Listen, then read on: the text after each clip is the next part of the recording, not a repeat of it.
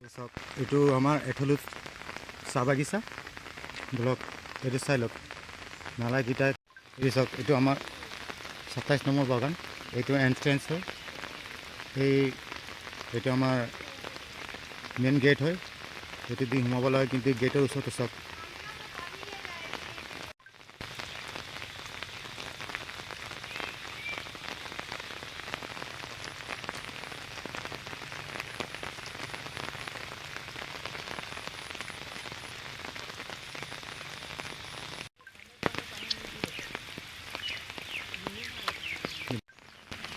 এইটো চাওক আমাৰ খেলপথাৰ হয়, য'ত ত'ত পানী সোমাই আছে। এইটো নালা হয় বুলি শুনো। আৰু টি গাৰ্ডেন আদিবাসী ব্লকত আজি এটা নতুন ভিডিঅ'ত তোমালোকক স্বাগত জনাইছোঁ। আৰু মই যোৱা 3 তাৰিখত এটা ভিডিঅ' দিছিলোঁ, যিটোত আমাৰ বাগিচাবোৰ বানপানীত ভৰি পৰিছিলে। ঠিক তেনেকুৱা ভিডিঅ' আজি 13 দিনৰ পিছত আৰু এটা ভিডিঅ' দিছোঁ, যিটো মানে বানপানীয়ে আমাক বহুত ক্ষতিগ্ৰস্ত কৰি আছে আমাৰ বাগানবিলাক। তো চাই থাকক ভিডিঅ'টো, ভাল লাগে লাইক কৰিব, শ্বেয়াৰ কৰিব, ছাবস্ক্ৰাইব কৰি থৈ দিব, যাতে আমাৰ মোবাইলত নটিফিকেশ্যন বাগিচা মোৰ ভিডিঅ'টো পাই লওক। চাই লওক নালাকেইটা কেইদিনমান আগতে, আজি 10-12 দিন আগত ঠিক এনেকুৱা পানী দিছিলে। পানী দিয়াত গোটেই আমাৰ বাগানবোৰ মানে বানপানী লিখীয়া হৈ গৈছিলে, পানীত পূৰা ভৰি গৈছিলে। গতিকে পাত ছিঙিবলৈ বহুত অসুবিধা হৈ আছে মানুহকেইটা। তো যোৱা 10-12 দিন পূৰ্বে যেতিয়া বৰষুণৰ পানী যেতিয়া গোটেই বাগানত পানী সোমাই গৈছিলে, তেতিয়া আমাক মানে মালিক তৰফৰ পৰা আমি 2 দিনমান ছুটি দিছিলোঁ আমাৰ শ্ৰমিকসকলক। কিন্তু আজি 15 জুলাই, আজি ৰাতিপুৱা 4টাৰ পৰা নন ষ্টপ বৰষুণ দি আছে। গতিকে তাৰ বাবে মানে গোটেই নালাবোৰ ভৰ্তি হৈ গৈছে, গোটেই নালাত পানী আছে, লগতে বাগানবোৰত পানী সোমাই গৈছে। এইটো চাওক, জালানগৰ চাহ বাগিচা। এইটো আমাৰ এথলুত চাহ বাগিচা। গোটেই বাগানত ভিতৰত পানী সোমাই আছে।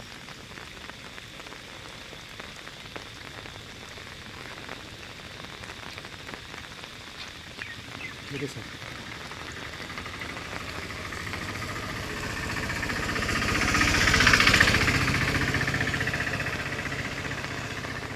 চাওক এইটো আমাৰ নলা।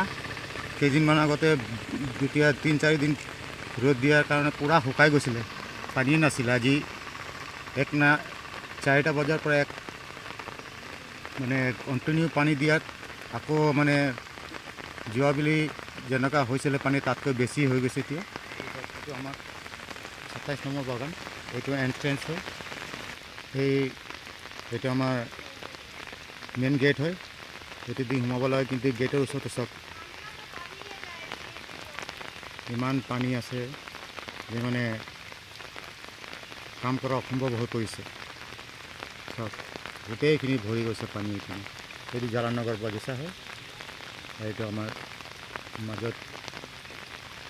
মাজত ৰাস্তা, আৰু এইপিনে আমাৰ এথলুত চাহ বাগিচা।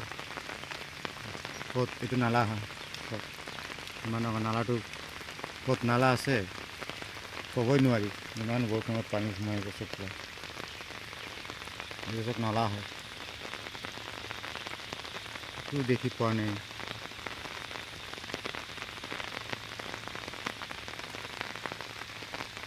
অকণমান আগলৈ যাওঁ।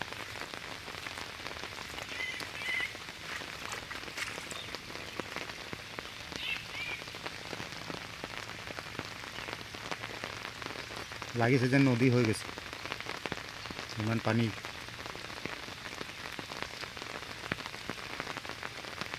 যোৱাবেলি ইমান পানী নাছিলে, তাতকৈ বেছি পানী হ'ল। অকল এদিনৰ বৰষুণত তেনেকুৱা পানী হৈ গ'ল। কণ্টিনিউ এতিয়াও দি আছে বৰষুণ। চাওক কণ্টিনিউ ৰাতিপুৱা 4টাৰ পৰা বৰষুণ দি আছে, কণ্টিনিউ একদম নন ষ্টপ।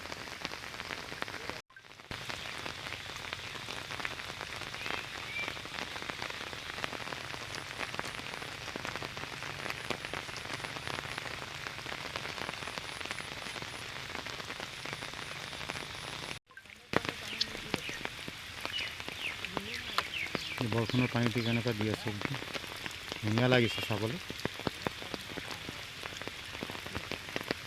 দুখ লাগিছে, বাগানত পানী সোমাই গৈছে, বহুত লছ হৈ যায়, তেনেকুৱা মালিকৰ বহুত গছ মৰি যায়। কিন্তু প্ৰাকৃতিক দৃশ্য এটা খুব ধুনীয়া লাগিছে চাবলৈ। কিন্তু চব গোটেই এইবোৰ নলা, এইটো আমাৰ মেইন ৰোড হয়, ভাল মেইন ৰোডটো অকণমান ওখকৈ বনাইছে।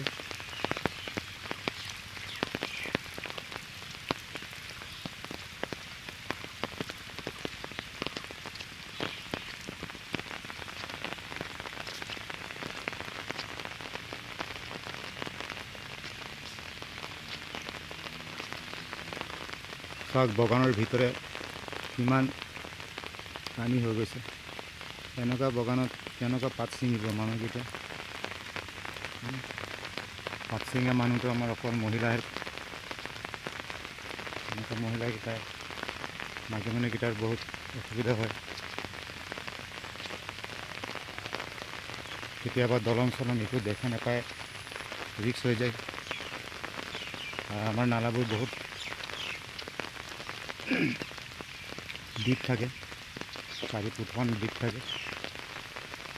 ডাঙৰ ডাঙৰ নালাবোৰতো 7-8 ফুটমান হয়। গতিকে তাৰপিছত এই নালাটো পূৰা ভৰ্তি হৈ কিনে পানীখিনি চব বাগানত সোমাইছে। ইমান পানী চব বাগানত সোমাইছে।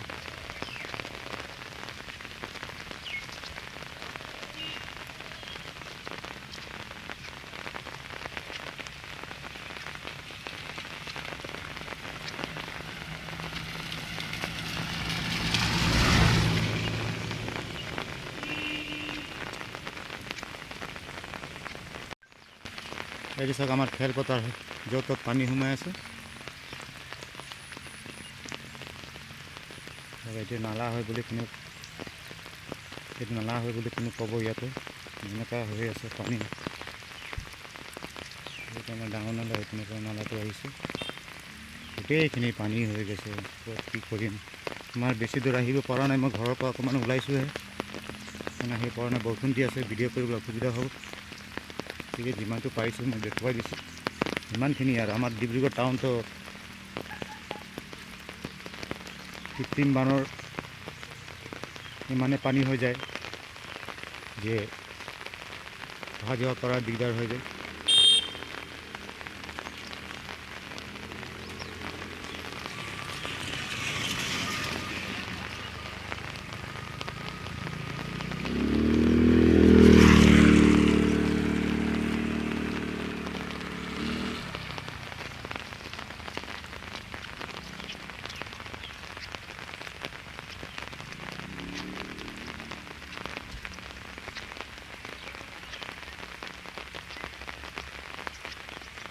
এনেকুৱা বৰষুণত বিশেষকৈ আমাৰ বাৰিষা কালত খৰিৰ বহুত দিগদাৰ হয়। আমি খৰিৰ ওপৰত নিৰ্ভৰ কৰিয়ে আমাৰ জীৱন যাপন চলে। গতিকে খৰি পোৱা গ'লেও খৰিবিলাক নুশুকায়, পটককৈ পানীত থাকে, জ্বলিবলৈ দিগদাৰ হয়, খোৱা বোৱাৰ বাবে বহুত দিগদাৰ হয়। এইটো আমাৰ 26 নম্বৰ বাগান হয়। 27 নম্বৰটো দেখুৱালোঁ, 26 নম্বৰ সেইটো য'ত ডাঙৰ নলাটো আছে, নলাৰ ওচৰত যিখিনি গাছবিলাক আছে সেইখিনি চব পানীত ভৰ্তি হৈ গৈছে। কিন্তু এইপিনে সেই তাৰ পৰা অকণমান দেৰি ইয়াত আহিলে এইটো অকণমান নালাটো দ্বীপ আছে, যাৰ বাবে পানীটো সোমাব নোৱাৰে। গতিকে ইয়াত পানী নাই, 26 নম্বৰত পানী নাই, সেইটো 26 নম্বৰত পানী নাই। বাকী বাগানবোৰ পূৰা পানী হৈ কিনে অৱস্থা নাইকিয়া হৈ গ'ল। আমাৰ বাগানৰ মানুহৰ বহুত দিগদাৰ হয় পাত ছিঙিবৰ কাৰণে। এতিয়া দৰৱ মাৰিব নোৱাৰে, মালিকৰো লছ হৈ যায়। তেনেকৈ আমাৰ জীৱন যাপন চলি আছে। সেইকাৰণে মই যিমানটো পাৰোঁ ভিডিঅ' আপলোড কৰি কিনে আপোনালোকক দেখুৱাইছোঁ যে আমি কেনেকুৱা আমাৰ বাগানৰ মানুহবিলাক জীৱন যাপন কৰে, কিমান কষ্টৰে জীৱন যাপন কৰে।